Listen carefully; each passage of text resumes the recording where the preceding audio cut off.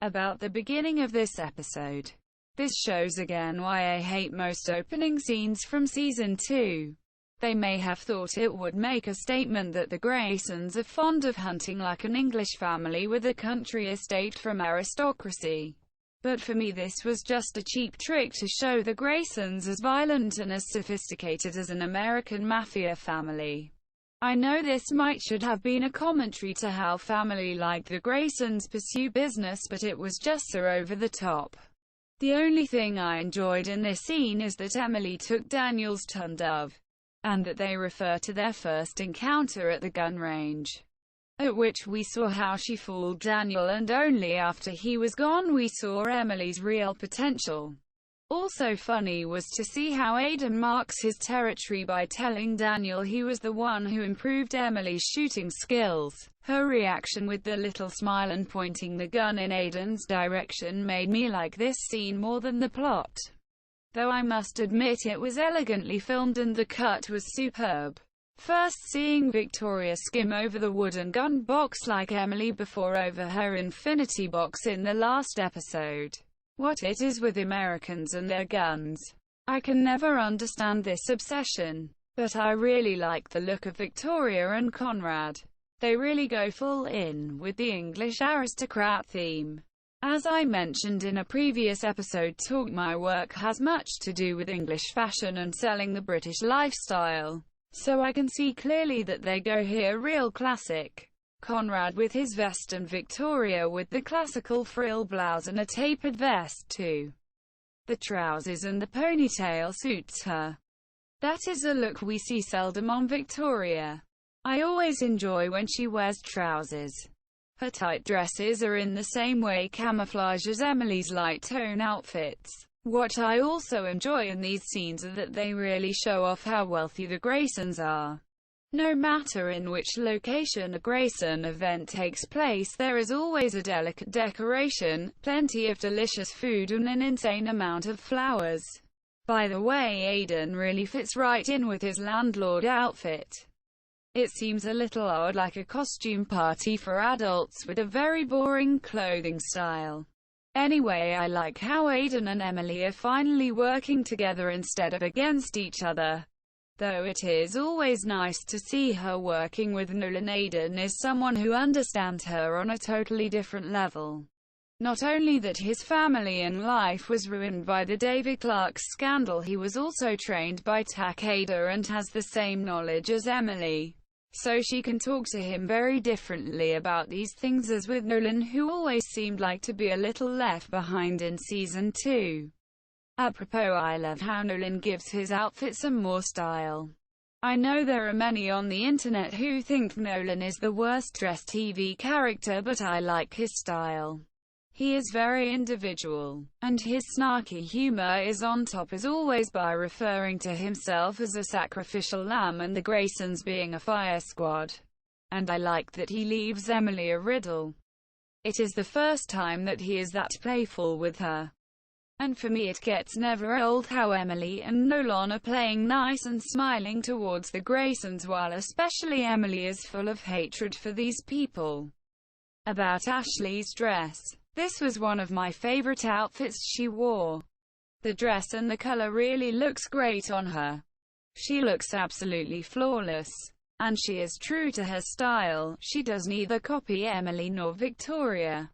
About Emily's target. It is annoying that in season 2 and 3 we get not to see that much new targets.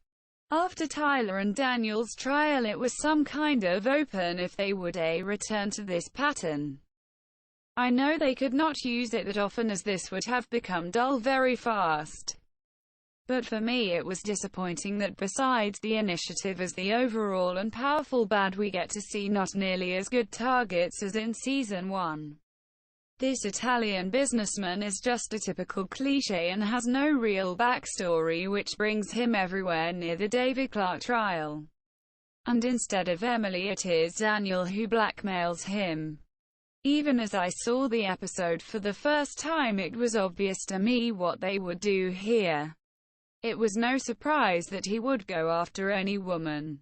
The only question was, would it be Ashley or Emily? since he makes both women slimy Beautiful women compliments, seem to fall from the sky. and his introduction was more than obvious.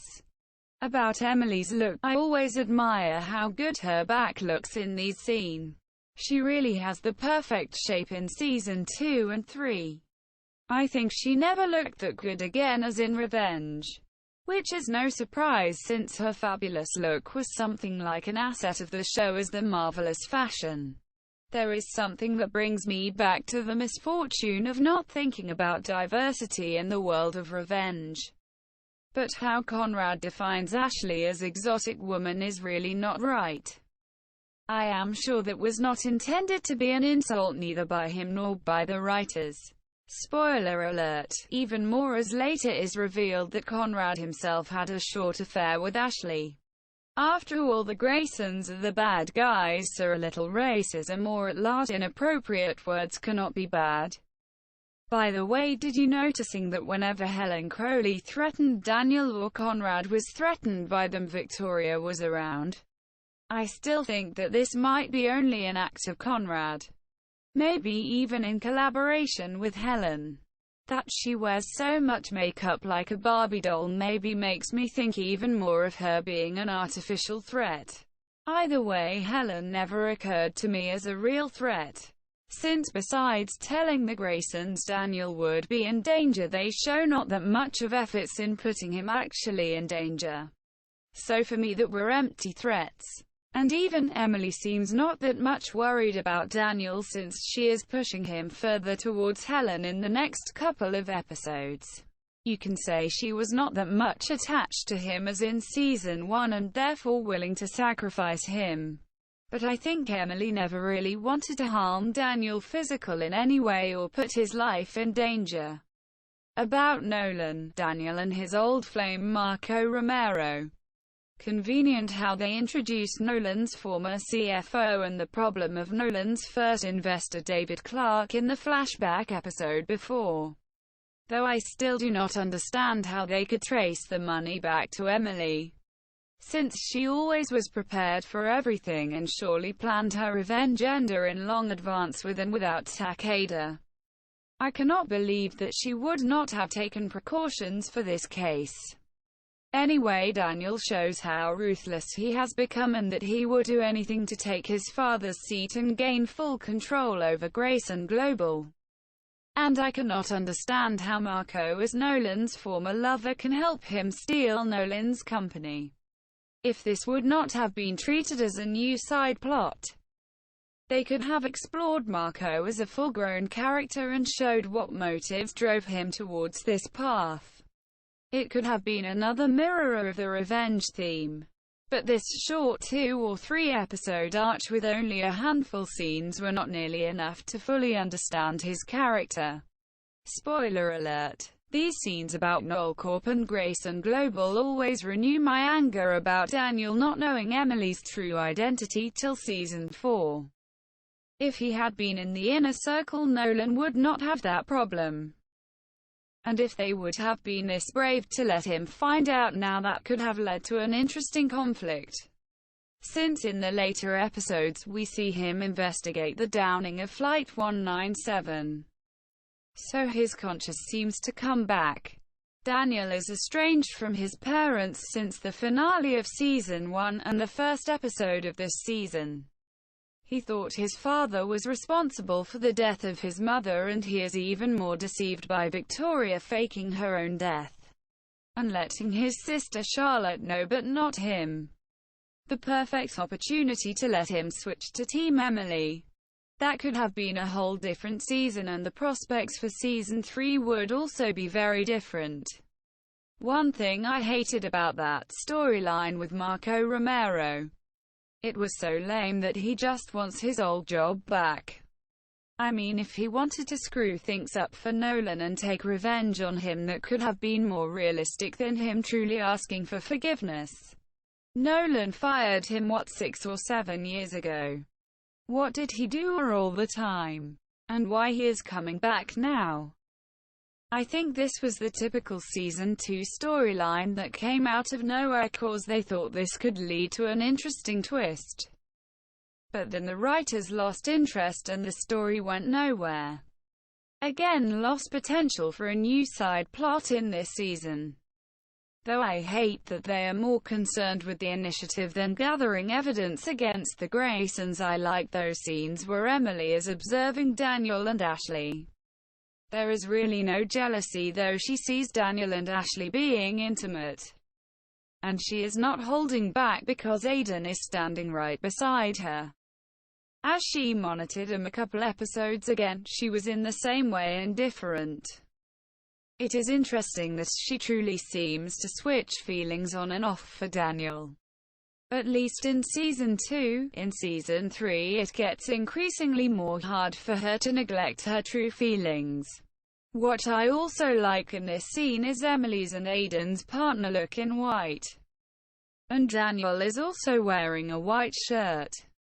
So they look like members of the same group. About the video of Ashley and Conrad.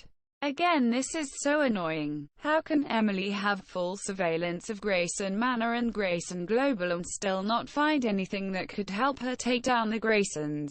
It seems she is just using the recordings to get dirt on either one of the Graysons or their sex partners. And since Carr is gone, they give us no proper explanation why Emily is still so obsessed with the initiative. I can understand why Aiden wants to get in touch with them because he is still trying to find his sister. And that Emily tries to help him is great. But why did she lose her focus so hard? Is the initiative just one of her new targets and it takes longer to take them down since it is a big and powerful organization? I just do not understand why they are suddenly so important. Since her ultimate goal have always been the Graysons, especially Victoria. And I am not quite sure if the video should have landed on Victoria's phone or if Nolan made a mistake.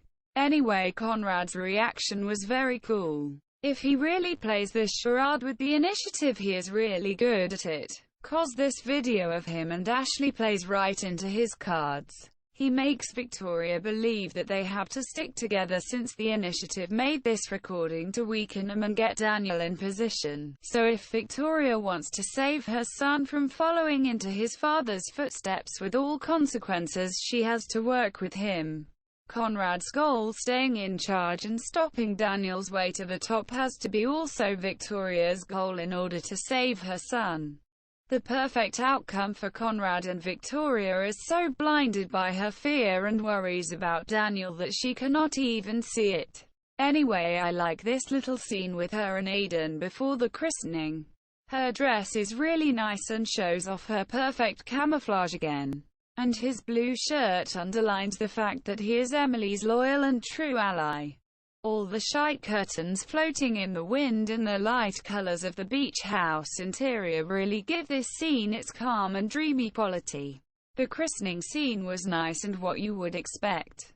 Jack and Fauxmanda were happy as all brand new parents, and Emily looked as if she tried to be happy for them but could not hide her regret how everything turned out with Jack since the finale of Season 1. Charlotte was there since she got back together with Declan. And since we just saw her in that beautiful dress just supporting the Porter family, she was not that annoying as usual. About the Ryan brothers again. I can understand that they still try to revenge their father's death. It is the same thing Emily does. But it was really shady to use the christening for this. What is good that Jack finally gets a warning, because it began to bother me that he was so naive and always thanks the two brothers while they are plotting the Porter's demise behind his back. By the way, I like Fauxmanda's look in these scenes.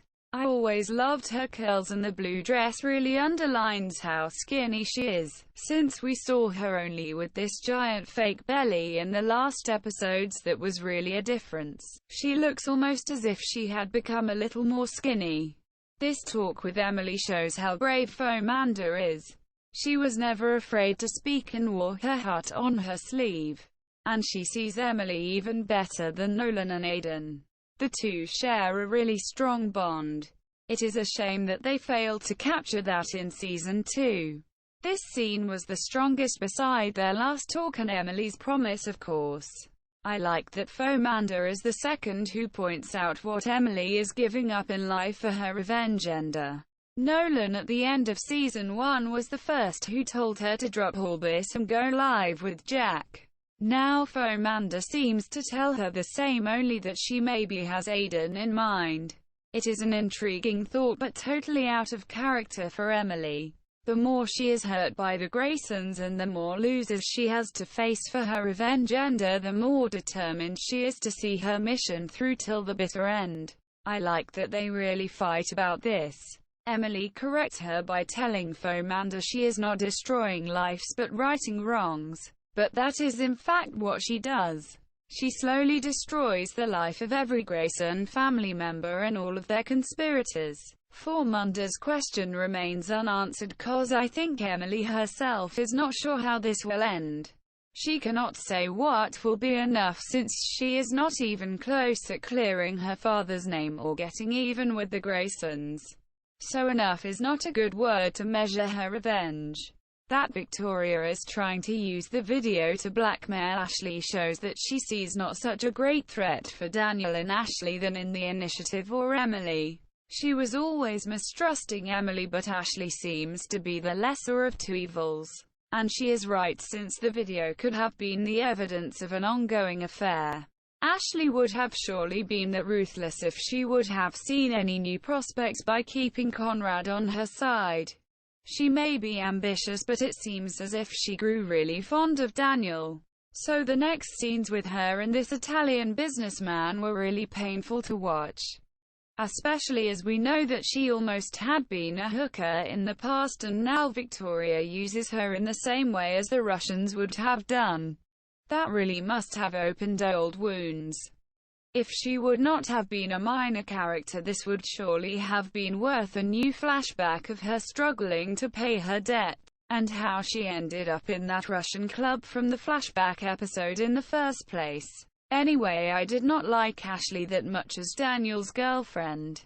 Even though I am not rooting for Daniel and Emily, it seemed to me always too convenient that the two got together. Since Tyler, Ashley had no real love interest and her storyline went down very fast in this season.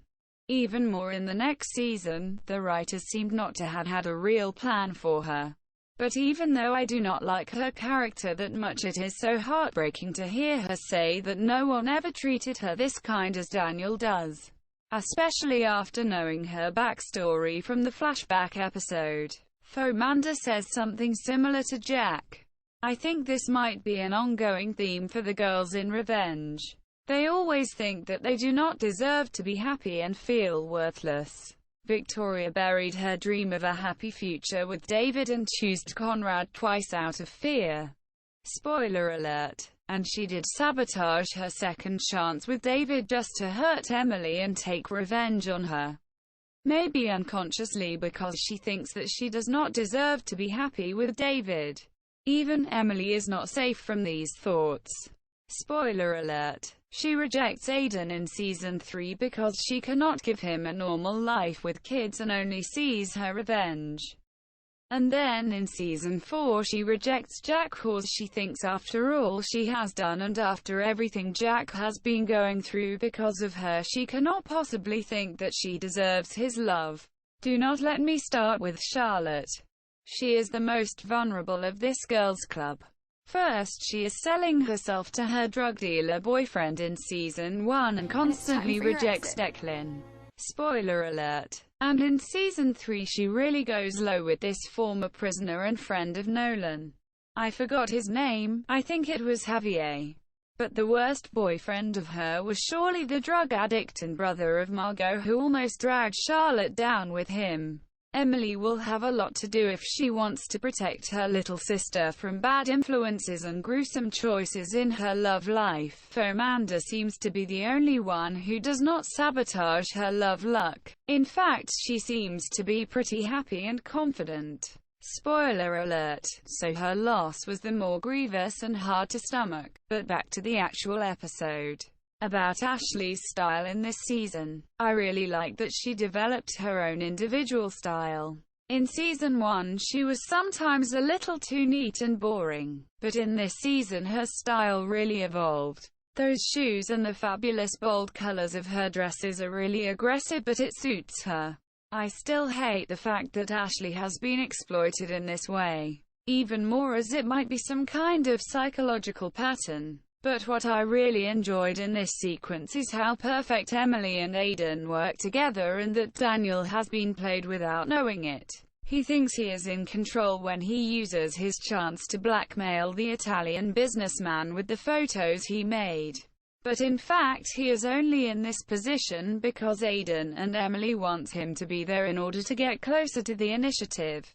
If it was not because of that organization and Ashley would not have been involved, this mini takedown would have been perfect. And what I really hate in this scene is Daniel's behavior towards Ashley. His words are so rude, and again he uses violence against a woman who has been unfaithful to him. Remember in season 1 he did the same to Emily as they fought about her and Jack. The only thing I like about this plot with Daniel is that he finally fights against his parents. It may be not for the right thing and his motives are purely selfish, but for the first time Daniel has broken with both of his parents. In season 1 he was always torn between Conrad and Victoria, and when someone of the two deceived him he turned to the other one. Now he has broken this vicious cycle and fights for himself and his own future. As I hate to admit it, but in season 2 and 3 Daniel's motives and behavior was really consistent regarding this and trying to reach his goals.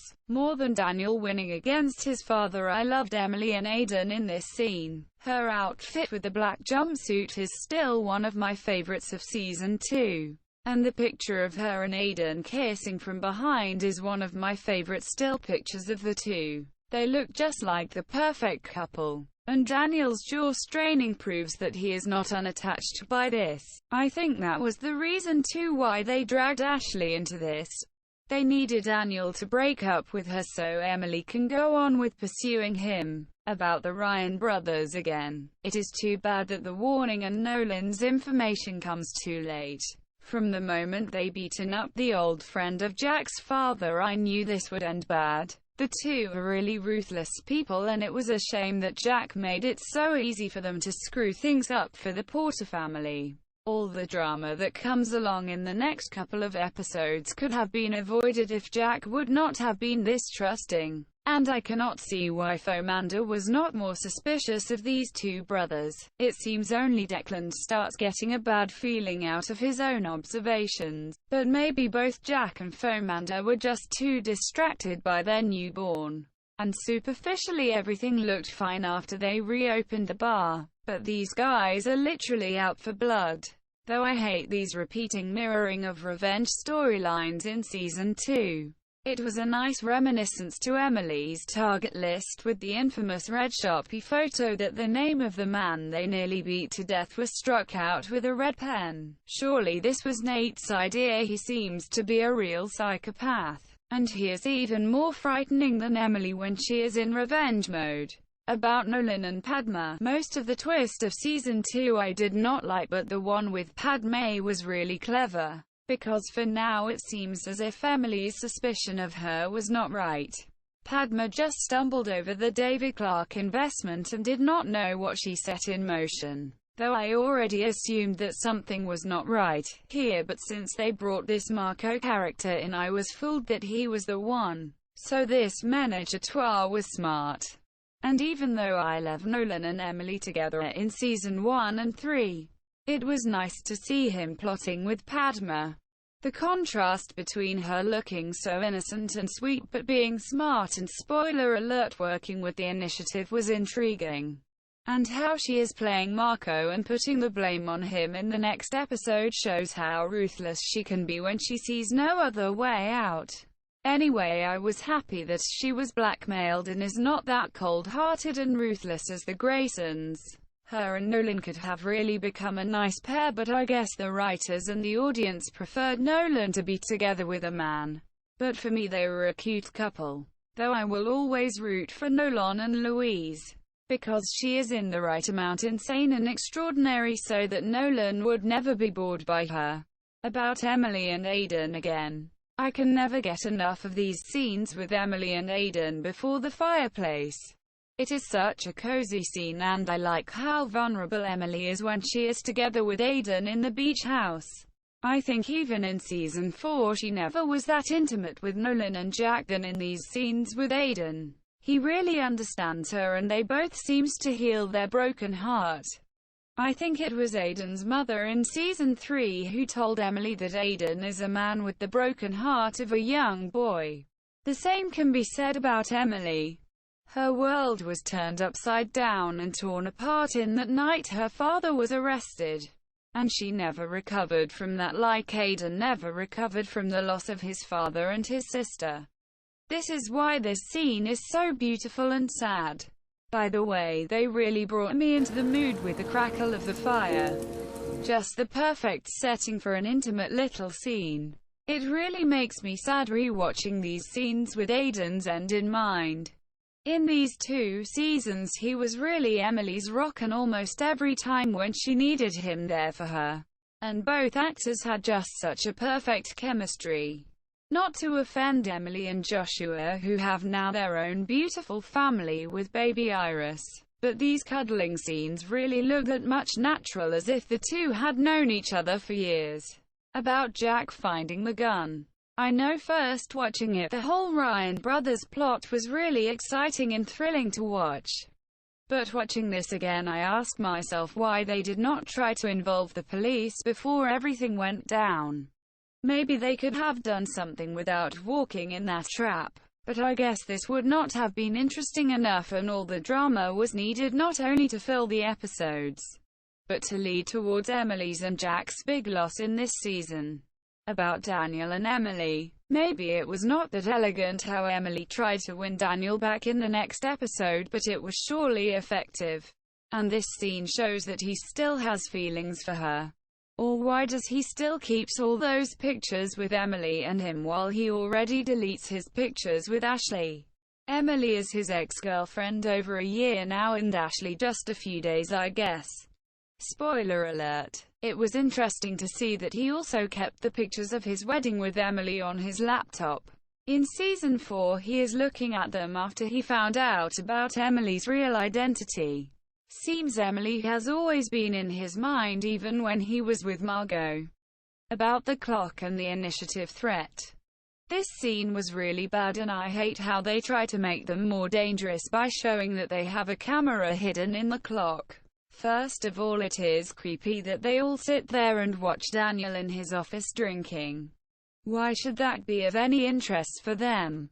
And this whole surveillance thing is an old hat. Emily already played that game with Gordon Murphy in season 1.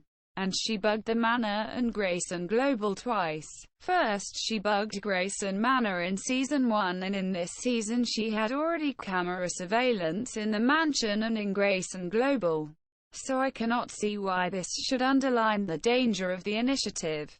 And her monologue, who sounds a bit like the one about Gordon Murphy in season 1, hint to them being the new bug ambiguous threat. I must admit, when I first heard it I was reminded of Gordon. And I really miss him, and I am still angry that they killed him off this fast. Only to give us this stupid villain. Gordon would have been a far better adversary for Emily than Helen or later Trask, and his relationship with Kara would have made the whole dance between him and Emily even more interesting. About Victoria, Emily and Aiden. It is too bad that Victoria is so obsessed with Emily. Aiden only got on her radar just because of his relationship to Emily. If it was not for her, Victoria would have had no reason to attack him. So in a way Emily is right that everything what happened with Aiden in season 3 was partly her fault. But he chose to be her ally, so he knew the danger he was in. This was again an episode 1 watched with mixed feelings. I really like all the stuff with Aiden and Emily. But all those different side plots really begin to be confusing, 'cause none of them comes to a real conclusion. Emily, Aiden and the Graysons are more than ever entangled with the initiative. Nolan and Padma have to deal with Nolan's boyfriend from the past. and the Porters have their handful with the Ryan brothers.